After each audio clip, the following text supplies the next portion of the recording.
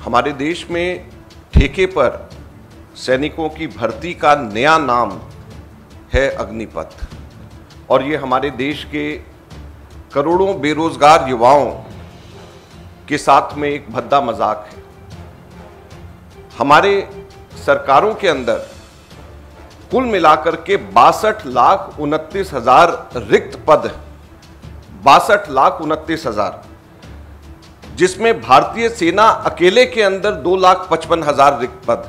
साथियों, हमारे सभी सैन्य परिवार से जुड़ी हुई जितने भी मांगे हैं, उनकी मांगों की पूर्ति के लिए, उनकी मांगों को सेटल कराने के लिए आज विपक्ष ने अपनी कमर कस ली है। दोस्तों, विपक्ष में कोई भी, चाहे नेता हो या सांसद हो या विधायक हो, आज सब के सब इस देश के जवानों के साथ खड़े होते नजर आ रहे हैं। जिस प्रकार से 1 रैंक 1 पेंशन का एरियर देने में सुप्रीम कोर्ट का ऑर्डर आने के बाद भी कोताही बरती जा रही है, वो बिल्कुल भी हमारे भूतपूर्व सैनिक और उनके परिवारजनों को सहनीय नहीं है। दोस्तों, मैं आपको बताना चाहूँगा कि कितना समय बीत चुका है, इस सरकार की मंशा पे डेफिनेटली शक हो रहा है। ये लोग किस प्रकार से महंगाई भत्ते के एरियर को कोरोना पीरियड में खा गए थे, उसी प्रकार की मंशा की झलक इनकी 1 रैंक 1 पेंशन के एरियर को लेकर भी आने लगी है, क्योंकि इन लोगों ने हर डिपार्टमेंट को प्राइवेट करके पैसे इकट्ठे करने की जो मंशा है वो लगातार इनकी एक्सपेंड हो रही है और बढ़ती जा रही है। दोस्तों को अगर अपने पॉलिटिकल पार्टी का प्रचार करना है तो दोस्तों उसके लिए अनगिनत पैसे ये लगाते हैं, और उन अनगिनत पैसों को ये किसी भी बल पर कमाना चाहते हैं, इकट्ठा करना चाहते हैं, चाहे वो भूतपूर्व सैनिकों का ही एरियर क्यों ना हो, चाहे किसी भी सरकारी महकमे को प्राइवेट करके उसको बेचकर उस पैसे को एडवर्टाइजमेंट में लगाना, अपनी पॉलिटिकल पार्टी के फ़ायदे के लिए लगाना। दोस्तों, इस प्रकार से विपक्ष ने सारी की सारी इनकी करतूतों को हमारे सामने रखा है और कमर कसी है और कहा है कि हम इस देश के जवानों, भूतपूर्व सैनिकों के साथ उनकी मांगों के लिए कंधे से कंधे मिलाकर खड़े हैं। देखिए ये video. Central arm police force के अंदर 91,929, लगभग 1 लाख रिक्त पद। स्टेट पुलिस फोर्सेस के अंदर 5,31,000 के करीब रिक्त पद। रेलवेज के अंदर 2,66,000 रिक्त पद हैं, और सभी अगर और भी सब मिला लें तो लगभग 62,29,000 रिक्त पद। और ठेके पर सैनिकों की भर्ती कितने टोटल?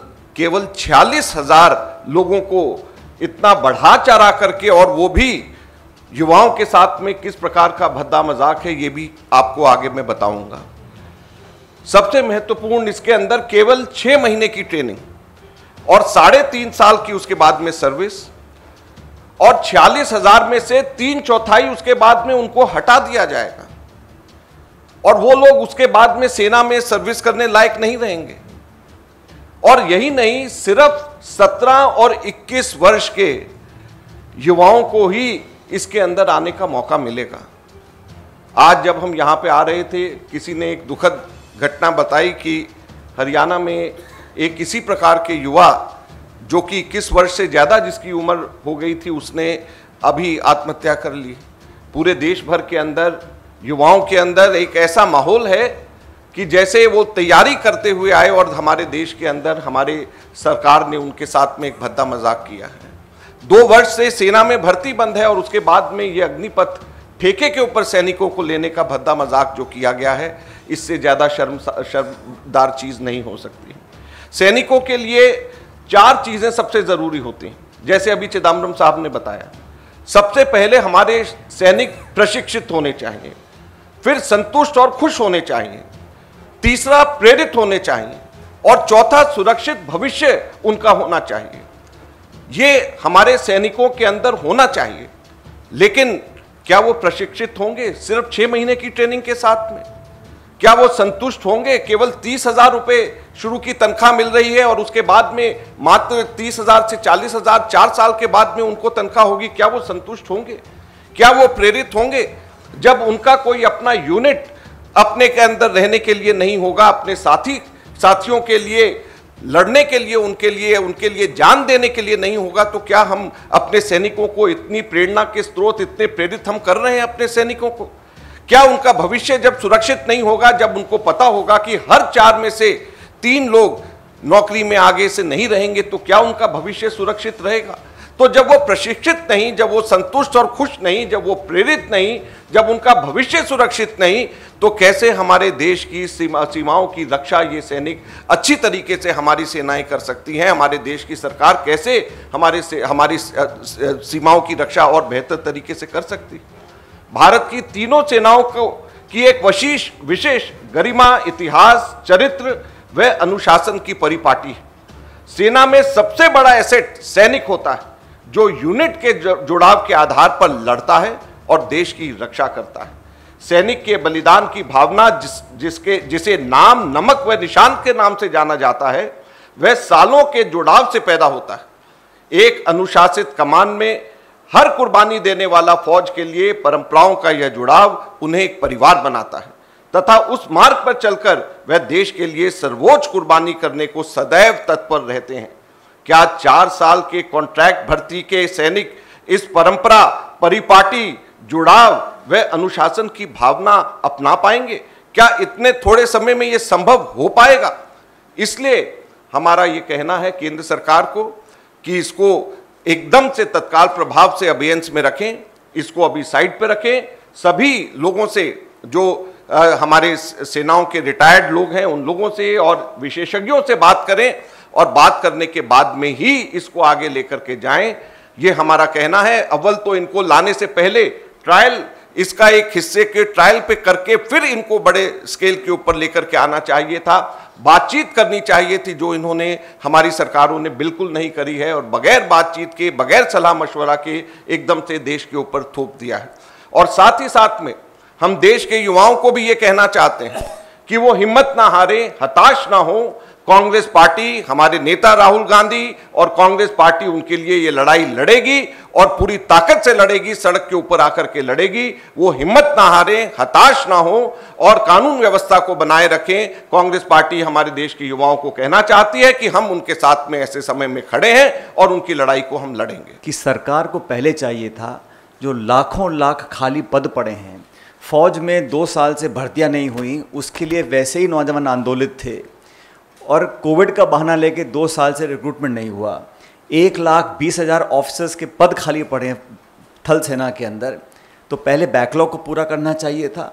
और जिस जल्दबाजी में इस स्कीम को घोषित किया गया है, सिर्फ शॉर्ट टर्म रेवड़ियाँ बांटकर लोगों का मन जीतने के लिए कोशिश की है। लेकिन सवाल ये उठता है, जिस प्रकार केंद्र सरकार ने 3 काले कृषि कानून बनाए थे, कथित रूप से कहा गया था किसानों के भले के लिए हम बना रहे हैं, किसान आंदोलन कर रहे थे। अब जिन नौजवानों के लिए योजना बनाई गई है वो सड़कों पे हैं, पूरे देश में आंदोलन हो रहा है। तो जिनके भले के लिए आप स्कीम बना रहे हो, अगर वही आपके खिलाफ आंदोलन कर रहे हैं, तो विनम्रतापूर्वक केंद्र सरकार को इसको रोक देना चाहिए। इस स्कीम से लाभ बहुत कम है और नुकसान बहुत ज़्यादा है। जैसा चिदम्बरम जी ने कहा, फौज के अंदर, और अजय माकन जी ने बिल्कुल सही कहा, फौज में आप 4 साल के लिए भर्ती कर रहे हैं, 6 महीने ट्रेनिंग करेंगे, उसके बाद साल में 2 महीने की छुट्टी भी जाएगा वो। तो टोटल सर्विंग पीरियड जो है 4 साल का है, उसमें से मुश्किल से 2.5 या 2.25 साल की वो नौकरी कर पाएगा। उस इतने कम समय में नाम, नमक और निशान की जो बात कह रहे थे, ये बिल्कुल सही है। फौज में सरहद पर खड़े होकर देश के लिए शहादत देने के साथ साथ अपने साथियों के साथ एक असमरणीय एक जज्बात पैदा होते हैं। और जिन लोगों ने फ़ौज की वर्दी पहनी है वो समझते हैं कि इसमें समय लगता है। जब एक नौजवान को मालूम है कि 2.5-3 साल के बाद उसको वो यूनिट बटालियन छोड़नी है, तो वो संबंध, वो व्यवहार वो नहीं बना सकता, ये सर्वविदित है। लेकिन जानबूझकर इस स्कीम को डाला गया है। हम समझते हैं इस स्कीम को तुरंत प्रभाव से रोक देना चाहिए। फ़ौज के अंदर हमारी भारत की सेना किसी सरकार, किसी पार्टी, किसी दल से बहुत ज़्यादा कीमती है।